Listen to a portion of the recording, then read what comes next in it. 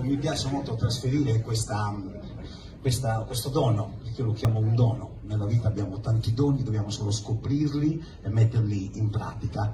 Come un usignolo che canta, o un passero o un cardellino, hanno questo dono del canto, non vanno mai dall'ottorino perché sanno cantare.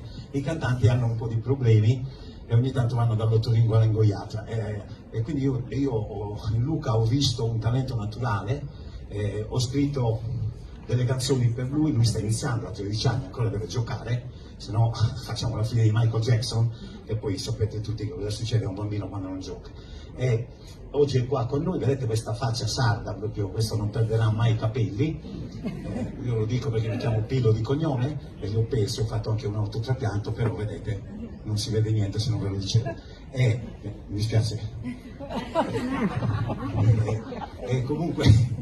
Comunque Luca Rocca è di origine di Gavoi da parte del padre, la mamma invece è di Porto Torres. È un ragazzo, come tutti i bambini, assorbono quello che sentono, quindi ha sentito un po' la musica sassalese, l'ha fusa con la musica del padre di Gavoi, di Tumbarino, di Gavoi e di Bibiu, e oggi vi fa ascoltare questa canzone molto importante per la Sardegna, una canzone che sta andando molto bene, vi fa sentire la sua voce così senza amplificazione. La canzone si chiama Saliti.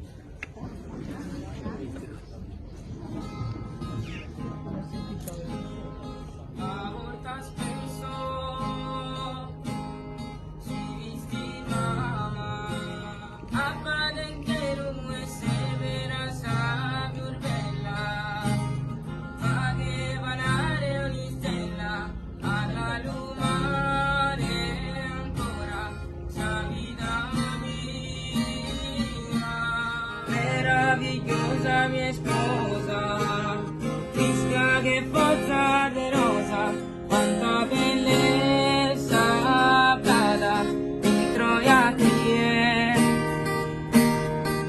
e serra los ojos mientras tú e mori un para mí, ya con su goro brittu che compare mie, e nessa mano mia cade osso dentro l'anima, tante bella e perfetta.